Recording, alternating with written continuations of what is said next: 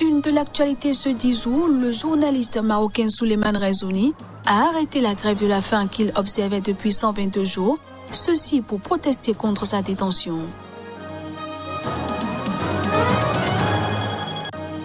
L'ancien président ivoirien Laurent Gbagbo, fondateur du Front populaire ivoirien FPI, miné par les divisions, a proposé ce lundi la création de nouveaux partis politiques.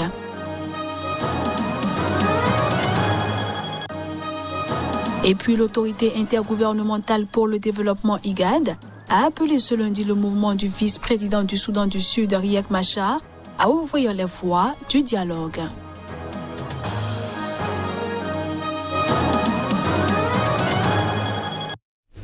Voilà pour les titres. Bienvenue à tous.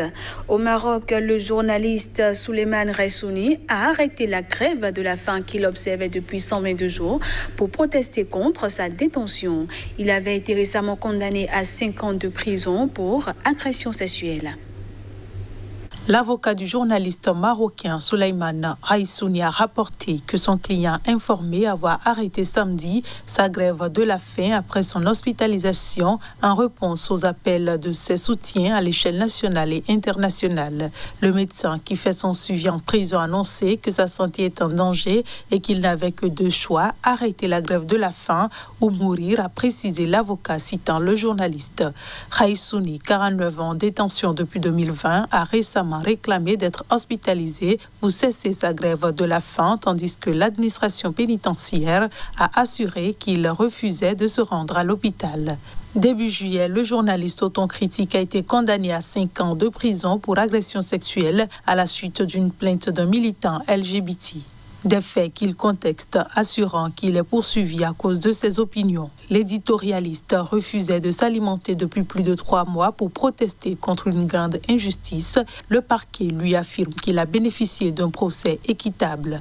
Plusieurs ONG nationales et internationales, des personnalités et partis politiques marocains avaient appelé à sa libération. Les autorités marocaines, elles, insistent sur l'indépendance de la justice et la conformité des procédures. En Afrique du Sud, le procès pour corruption de l'ancien président Jacob Zuma autour de pots de vin vieux de plus de 20 ans liés à un contrat d'armement a une nouvelle fois été reporté ce mardi. Ceci pour raison de santé. La prochaine audience est fixée au 9 septembre prochain, a décidé le juge Pete Cohen lors d'une courte audience virtuelle. Âgé de 79 ans, l'ancien président Jacob Zuma est hospitalisé depuis vendredi dernier pour une raison encore inconnue. Il est incarcéré depuis le 8 juillet dernier dans une affaire distincte pour avoir obstinément refusé de comparaître devant une commission qui enquête sur la corruption d'État sous sa présidence 2009-2018. Il a écopé d'une peine de 15 ans de prison ferme dans ce cadre. L'ancien président ivoirien Laurent Gbagbo, fondateur du Front populaire ivoirien FPI, miné par les divisions, a proposé ce lundi la création d'un nouveau parti politique. C'est ce qu'a indiqué un communiqué du FPI publié à l'issue d'une réunion de ses instances dirigeantes. Laurent Gbagbo a proposé lundi la création de nouveaux partis, laissant celui qu'il avait fondé aux mains de son ancien Premier ministre, Afin Guessan. Cette annonce, faite à l'issue d'une réunion à Abidjan du comité central du Front populaire ivoirien, fondé en 1982 par Laurent Gbagbo, entérine une rupture datant de 10 ans et qui apparaissait de plus en plus ouvertement entre Gbagbo et Afin Guessan. L'ex-président ivoirien a dénoncé pendant cette réunion le comportement de son ancien Premier ministre, président du FPI d'illégal, avec qui il n'entend pas s'engager dans une bataille juridique, indique le communiqué après la rencontre. Le FPI, notre seul instrument de lutte politique, est confisqué par M. Afin Guessan et malgré les nombreuses initiatives pour le raisonner, il s'arc-boute sur sa soi-disant légalité, a ajouté Laurent Gbagbo selon le texte. L'ancien président a demandé au comité central d'autoriser la mise en place d'un comité de préparation du congrès constitutif au nouveau parti qui pourrait se tenir en octobre, précise le communiqué. Plusieurs tentatives de rapprochement entre Gbagbo et Afin Guessan ont échoué. Et la semaine dernière, apprenant la convocation des instances dirigeantes du parti par Laurent Gbagbo, le FPI légal avait estimé dans un communiqué que, bien que membre fondateur du parti, Laurent Gbagbo n'était pas le président en exercice du FPI. L'ex-premier ministre a réagi à la proposition de création d'un autre parti faite par Gbagbo. Dans un communiqué, Afin Guessan a dénoncé une décision dictée essentiellement par la soif de pouvoir et la volonté de revanche et assure de sa ferme volonté de poursuivre sa mission pour la renaissance du parti en vue de la reconquête du pouvoir en 2025. Le FPI est divisé en deux camps depuis la crise de 2010-2011 qui avait fait 3000 morts, né du refus de Gbagbo de reconnaître sa défaite à la présidentielle face au président Alassane Ouattara. Ce journal se poursuit. François Compaoré, frère cadet du président déchu du Burkina Faso Blaise Compaoré, a estimé que sa mise en cause dans l'assassinat en 1998 d'un journaliste d'investigation, Norbert Zongo, n'était qu'un prétexte de mise à l'écart politique programmé. Il s'est exprimé à travers un communiqué. Vendredi, la Cour européenne des droits de l'homme, CEDH, a accordé à François Compaoré, qui vit en France, une mesure provisoire de suspension de son extradition qui avait été validée par les autorités politiques et judiciaires françaises. Son implication dans l'assassinat de Norbert Zongo n'est que le prétexte d'une mise à l'écart politique programmée depuis plus de 2 décennies, écrit François Compaoré dans un communiqué transmis lundi à l'AFP après cette décision de la CEDH. François Compaoré, frère cadet de Blaise Compaoré, chassé par la rue en octobre 2014, après 27 ans à la tête du Burkina Faso, avait été arrêté à l'aéroport parisien de Roissy en octobre 2017, en exécution d'un mandat d'arrêt émis par les autorités de Ouagadougou. Il est mis en cause dans l'assassinat du journaliste d'investigation et directeur de l'hebdomadaire L'Indépendant Norbert Zongo. Ce journaliste de 49 ans avait été tué le 13 décembre 1998 alors qu'il enquêtait sur le meurtre du chauffeur de François Compaoré. Selon François Compaoré, le mandat d'arrêt a été émis sans inculpation au moment de son interpellation et jusqu'à nos jours et est contraire aux accords signés en avril 1961 entre la France et le Burkina Faso. Le frère de l'ancien président burkinabé s'est réjoui de la décision de la CEDH qui est remarquable, moins de 1% des requêtes qui y sont déposées chaque année faisant l'objet d'une mesure provisoire. Dans le même communiqué, François Compaoré a par ailleurs tenu à défendre son frère parce qu'il est attaqué par des déclarations inadmissibles de certains responsables politiques concernant la désorganisation de notre armée face à l'ennemi terroriste.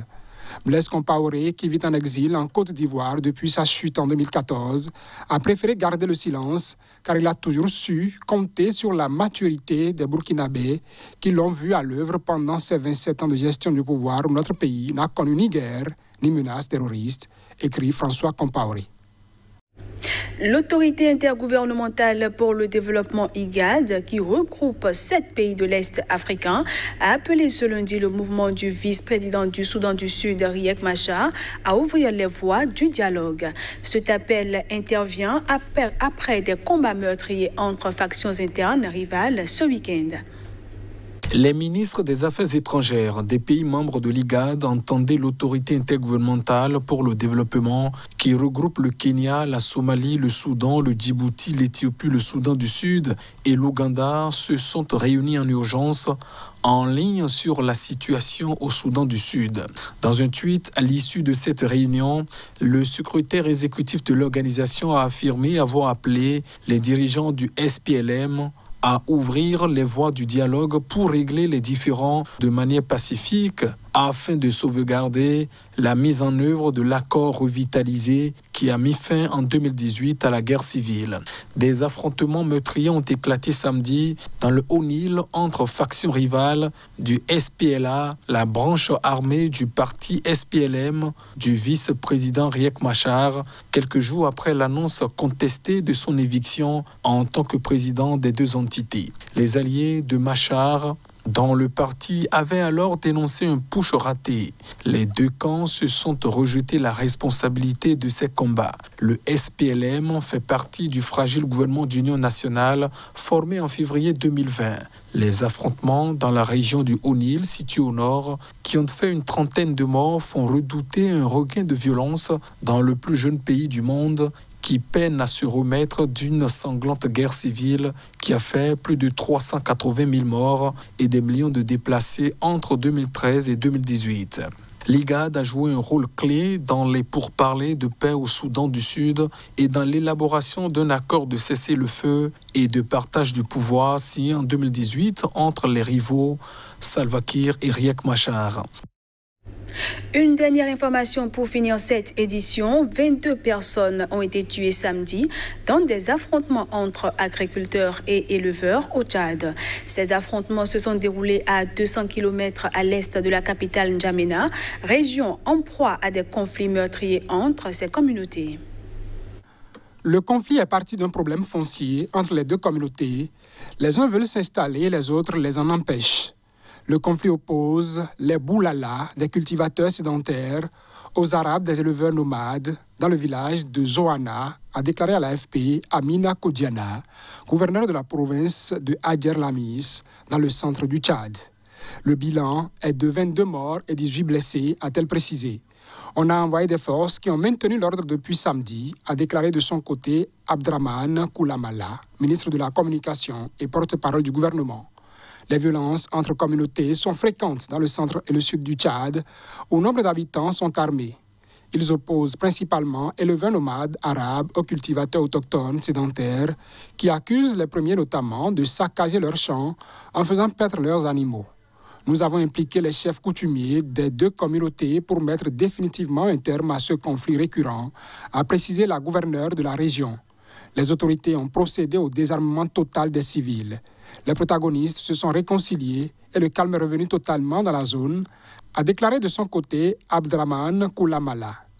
Les conflits entre les deux communautés sont meurtriers au Tchad. En décembre, 11 personnes avaient été tuées dans le sud du pays dans des affrontements entre agriculteurs et éleveurs. En février, 35 personnes avaient péri dans la même région. Voilà qui vient mettre un terme à cette édition. Merci à tous de l'avoir suivi.